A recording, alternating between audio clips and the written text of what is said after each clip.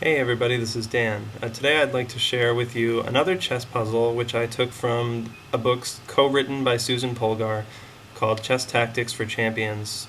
It's a very good tactics book for players who have progressed beyond beginner level into a more intermediate level, and anyway, highly recommended. So this particular puzzle starts from this position that you see, and it's black to move, and instead of forcing a win, in this puzzle black wants to force a draw. And black would like to force a draw by stalemate. And just to review, in chess, a stalemate happens when it's one player's turn to move, and that player has no legal moves, and that player is not in check. So if you have no legal moves and you are in check, of course that would be checkmate. But if you have no legal moves and there is no check, your king is not attacked, then that results in a draw by stalemate. So in this particular puzzle, black wants to force white to stalemate black. And I believe in a previous video I shared a piece of chess wisdom that I had received, I think, in a book by Yasser Seirawan. Anyway, the idea is to always consider any checks or captures that you might have. In this particular position, if you're playing as black, you'll see that there are no captures. You have no captures to consider. But you do have a couple of checks to think about.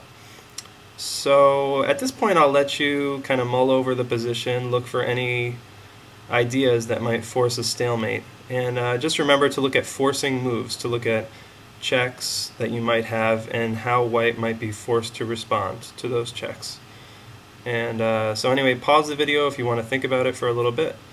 When you're ready to see the solution, go ahead and press play.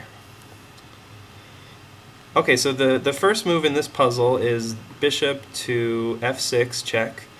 And the reason this is so strong is it leaves white with a very limited choice of reply. You'll see that white's king has no moves because the rook on b5 blocks the b file. You'll see that white's since this is a check, white's pawns have no way to block the check.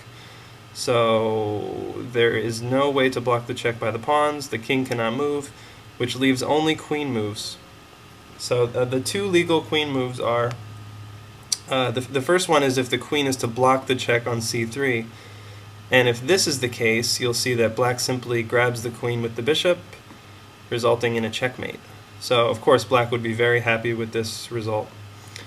But the better move for white is to just grab the bishop with the queen. And this looks strong, but what you have to notice here at this point is that the black king has no moves, so we can say now that the black king is stalemated.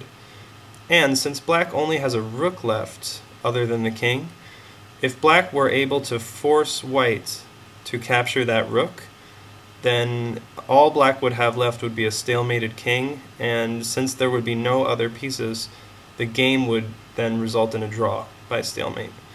So if you're black here, your objective is basically to just throw your rook away.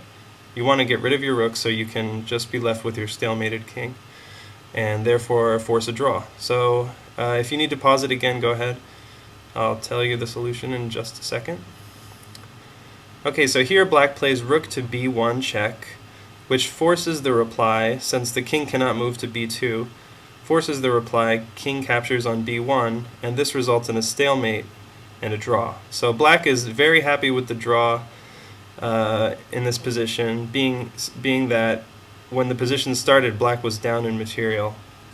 If you'll quickly look here, you'll see that this is a perfect example of stalemate, with black having no legal moves. The king cannot move anywhere because the queen totally boxes the king out.